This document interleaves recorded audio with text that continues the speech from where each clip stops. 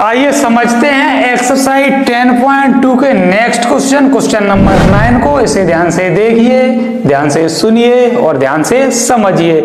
शुरू करते हैं इसका सॉल्यूशन, जो कि बिल्कुल ही हलवा है। क्या है? हलवा है। चम्मच लगाइए और खा जाइए। सबसे पहले इसके क्वेश्चन को समझते हैं। इसके क्वेश्चन में कहा गया है in figure 10.13 X Y and X dash Y dash are two parallel tangents to a circle with center O and another tangent AB with point of contact C intersecting x y at A and x dash y dash at B.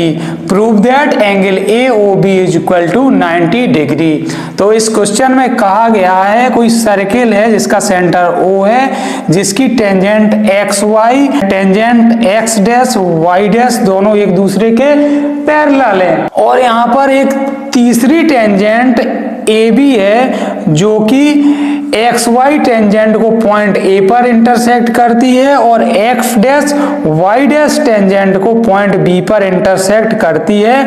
और ये जो AB tangent है ये circle को point C पर touch भी करती है, ये क्वेश्चन में कहा गया है। तो हमें इसमें प्रूव करना है जो एंगल AOB होगा वो 90 डिग्री होगा, ऐसा हमें इसमें प्रूव करना है। तो इसके लिए हमने कुछ कंस्ट्रक्शन इसमें ऑलरेडी कर लिया है ताकि क्लास लंबी ना हो। तो यहाँ पे हमने पहले कंस्ट्रक्शन को कर लिया है। हमने पॉइंट O से A को ज्वाइन किया है OA, और O से C को ज्वाइन कर लिया है OC, और O से B को ज्वाइन किया है OB को। अब हम ट्रायंगल यहाँ पर AOP और ट्रायंगल AOC में लेंगे। यहाँ पर in triangle AOP and triangle AOC, इन दोनों ट्रायंगल में यहाँ पर पॉइंट A से ये टेंजेंट AC और AP दोनों कैसी हो जाएंगी? इक्वल हो जाएंगी। तो यहाँ पर हम लिखेंगे AC is equal to AP।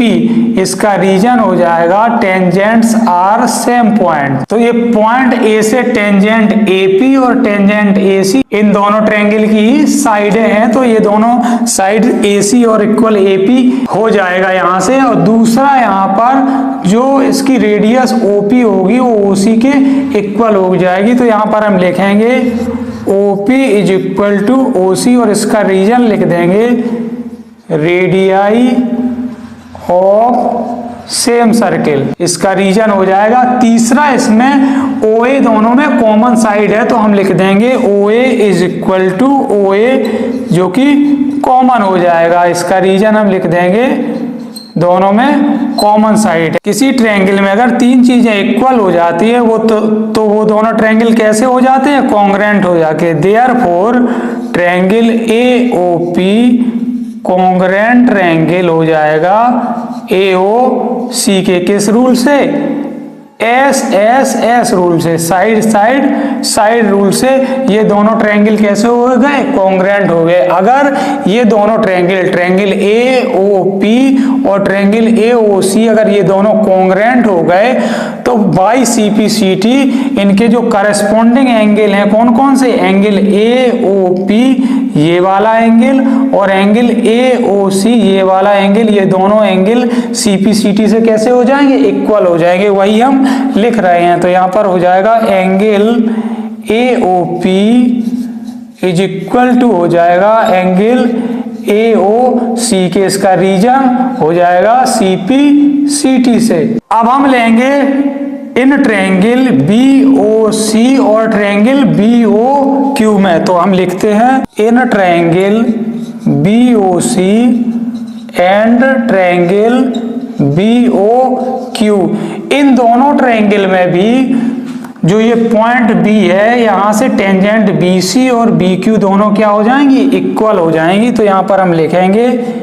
BC is equal to BQ और इसका भी रीजन हो जाएगा टेंजेंट्स आर सेम पॉइंट। इसके रीजन में भी हमने लिख दिया ये जो दोनों टेंजेंट होंगी ये एक ही पॉइंट B से, टेंजेंट BC और BQ इक्वल हो जाएगी, जो कि इन्हीं दोनों ट्रायंगल की साइड्स हैं। अब दूसरा यहाँ पर हो जाएगा इसकी radius OC is equal to OQ। तो दूसरा हम लिख देंगे OC is equal to OQ। इसका रीजन हो जाएगा रेडियाई ऑफ सेम सर्किल। तो हम लिख देंगे रेडियाई ऑफ सेम सर्किल, एक ही सर्किल की ये दोनों क्या हैं, रेडियस हैं। तीसरा यहाँ पर इसमें OB दोनों ट्रायंगल में क्या है, कॉमन साइड है। तो हो जाएगा OB is equal to OB, यहाँ पर कॉमन साइड हो जाएगा इन दोनों ट्रायंगल में। तो यहाँ पर हम लिख देंगे OB is equal to OB और इसका रीजन जो होगा हो जाएगा वो हो जाएगा दोनों में ये कॉमन साइड है। अगर किसी ट्रायंगल में तीन चीजें इक्वल हमने दिखा दी हैं, therefore triangle BOC congruent triangle BOQ के हो जाएगा। तो यहाँ पर किस रूल से हो जाएगा, S रूल से ये दोनों ट्रायंगल कॉन्ग्रुएंट हो गए। अगर ट्रायंगल BOC और ट्रायंगल BOQ को हमने कॉन्ग्रुएंट प्रूफ कर दिया है तो इसी के करस्पॉन्डिंग एंगल कौन कौन से, एंगल BOC और एंगल BOQ भी कैसे हो जाएंगे, इक्वल हो जाएंगे। तो हम यहाँ पर लिखते हैं angle BOC is equal to angle BOQ। कैसे हो जाएंगे ये दोनों, बाई CP/CT। तो ये दोनों एंगल कैसे इक्वल हो गए, बाई CP/CT से। तो यहाँ पर angle BOC is equal to हो गया एंगल BOQ के। अब यहाँ पर हम ये एंगल AOP ये वाला एंगल और एंगल AOC दोनों इक्वल दिखा चुके हैं CP/CT से। दूसरा ये एंगल BOC ये वाला एंगल इक्वल दिखा चुके हैं एंगल BOQ ये भी CP/CT से। और ये चारों एंगल हैं जो PQ डायमीटर है जो कि एक स्ट्रेट लाइन है और स्ट्रेट लाइन 180 डिग्री होती है, उस पर ये चारों एंगल बन रहे हैं। तो ये चारों एंगल का सम जो होगा वो 180 डिग्री के इक्वल हो जाएगा। तो हम इन चारों एंगल को ऐड कर दें और 180 डिग्री के इक्वल कर देते हैं। नेक्स्ट स्टेप में हम यहाँ से इनको करेंगे एंगल AOP। तो हम लिखते हैं यहाँ पर एंगल AOP ये वाला एंगल प्लस एंगल AOC ये वाला angle plus angle AOC plus angle BOC ये वाला एंगल। तो लिखते हैं angle BOC plus angle BOQ ये वाला एंगल। ये चारों एंगल का सम हो जाएगा 180 डिग्री के इक्वल, क्योंकि ये जो चारों एंगल है ये डायमीटर PQ जो कि एक स्ट्रेट लाइन है और स्ट्रेट लाइन कितनी होती है, 180 डिग्री की होती है। इन चारों एंगल का सम 180 डिग्री के इक्वल हो जाएगा। अब जो AOP है एंगल AOP इसको हम इक्वल दिखा चुके हैं एंगल AOC के। तो इस AOP की प्लेस पर हम AOC लिख लेंगे। देखिए यहाँ पर हमने दिखाया है जो एंगल AOP है वो इक्वल है AOC के। तो इस AOP की प्लेस पर हम AOC लिख लेंगे। यहाँ जो ये AOP है इसकी प्लेस पर हम लिख लेंगे क्या, AOC। तो ये हमने लिख लिया है और ये जो AOC है इसको हम एज इट इज लिख लेंगे प्लस यहाँ पर एंगल BOC को हम एज इट इज लिख ले रहे हैं। और जो ये एंगल BOQ है कहाँ है, ये एंगल BOQ इस वाले एंगल को हमने बाई CP/CT से BOC के इक्वल प्रूव किया है। कहाँ पर, यहाँ पर ये एंगल BOQ इस एंगल को हमने इक्वल प्रूव किया है एंगल BOC के बाई CP/CT से। तो जहां पर BOQ है इसकी प्लेस पर हम BOC लिख सकते हैं। यहाँ पर ये BOQ है, इस BOQ की प्लेस पर भी एंगल BOC लिख लेंगे। अब इन चारों एंगल का सम इक्वल है किसके, 180 डिग्री के इक्वल चल रहा है। अब यहाँ पर जो AOC है इन दोनों को जब ऐड करेंगे तो ये हो जाएगा यहाँ पर 2 एंगल AOC प्लस ये जो BOC है और BOC ये दोनों मिलकर हो जाएगा 2 एंगल BOC के। और जो 180 डिग्री इक्वल में चल रहा है तो इक्वल के उस साइड हम 180 डिग्री को एज इट इज लिख देते हैं। अब यहाँ पर 2 एंगल AOC है, 2 एंगल BOC है, 2 यहाँ पर हो जाएगा कॉमन, 2 यहाँ पर कॉमन हो जाएगा। तो यहाँ बचेगा एंगल AOC प्लस यहाँ पर बचेगा एंगल BOC, ये इक्वल हो जाएगा 180 डिग्री के। अब ये 2 जो मल्टीप्लाई में इक्वल के दूसरे साइड जाएगा तो 180 डिग्री को 2 से हम डिवाइड कर देंगे। तो यहाँ पर ये जो एंगल AOC प्लस BOC है इसको एज इट इज लिख लेंगे, angle AOC plus angle BOC is equal to हो जाएगा 180 डिग्री डिवाइडेड बाई 2।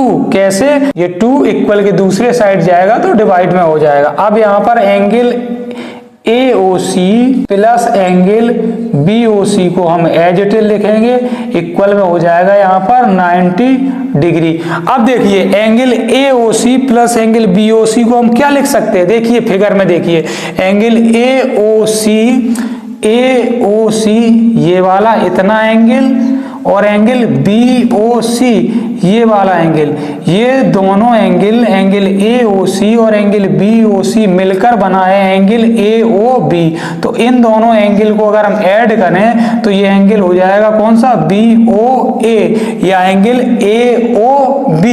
तो इन दोनों एंगल की जगह हम क्या लिख सकते हैं, angle AOB is equal to 90 degree की जगह 90 डिग्री एज इट इज हो जाएगा। क्या हमें यही प्रूव करना था? बिल्कुल, हमें प्रूव करना था angle AOB is equal to 90 degree. हमने यहाँ पर प्रूव कर दिया है angle AOB is equal to 90 degree, हमें इसमें प्रूव करना था। तो यहाँ पर हमने प्रूव कर दिया है, जो एंगल AOB होगा वो 90 डिग्री होगा। फिगर में देखते हैं कहाँ पर है एंगल AOB, ये वाला एंगल, ये एंगल दोनों एंगल से मिलकर बना है। कौन कौन से? यहाँ पे फाइनली लिखा था एंगल AOC कौन सा, एंगल AOC ये वाला एंगल प्लस एंगल BOC कौन सा, ये एंगल। इन दोनों एंगल को जब हमने ऐड किया तो यहाँ पर बन गया एंगल AOB, वही हमने 90 डिग्री प्रूव कर दिया है। तो इस तरह से क्वेश्चन नंबर 9 यहाँ होता है कंप्लीट। अब हम मूव करते हैं इस एक्सरसाइज 10.2 के क्वेश्चन नंबर 10 की तरफ।